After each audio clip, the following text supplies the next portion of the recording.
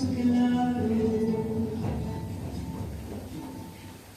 bukatzeko, nahusik ingelesez. Voy a leer algunos poemas del poeta irlandés William Butler Yeats. September 1913. What need you, being come to sense, but fumble in a greasy till, and add the halfpence to the pence, and prayer to shivering prayer until you have dried the marrow from the bone, for men were born to pray and save. Romantic Ireland's dead and gone, it's with O'Leary in the grave. Yet they were of a different kind, the names that stilled your childish play.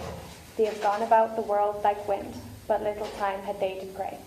For whom the hangman's rope was spun, but what, God help us, could they save? Romantic Ireland's dead and gone, it's with O'Leary in the grave.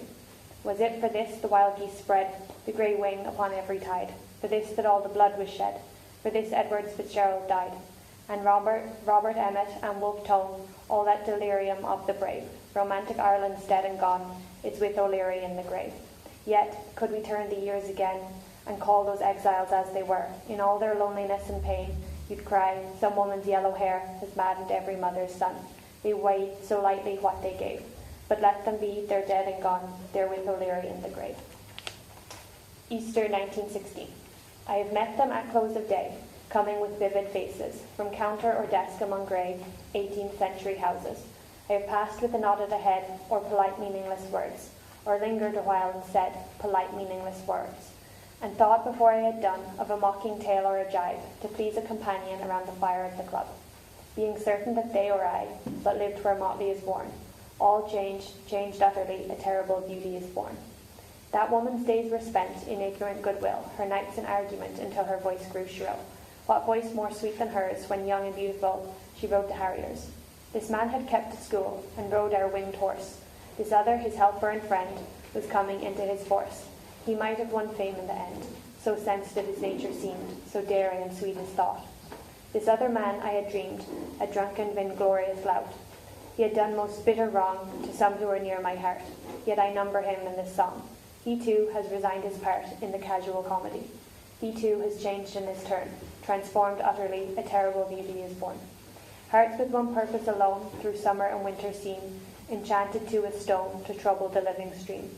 The horse that comes from the road, the rider, the birds that range from cloud to tumbling cloud, minute by minute they change. A shadow of cloud on the stream changes minute by minute. A horse hoof slides in the brim, and a horse splashes within it.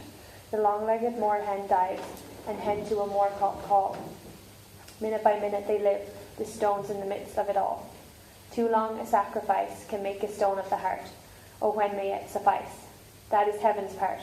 Our part to murmur name upon name, as a mother names her child, when sleeping at last has come, on limbs that had run wild. What is it but nightfall? No, not night, but death. Was it needless after all? For England may keep it safe. For all that is done and said, we know their dream. Enough to know they dreamed and are dead. And what if excess of love bewildered them till they died? I write it out in a verse, Macdonough and Macbride, and Connolly and Pierce, now and in time to be, wherever green is worn, are changed utterly, a terrible beauty is born. Politics.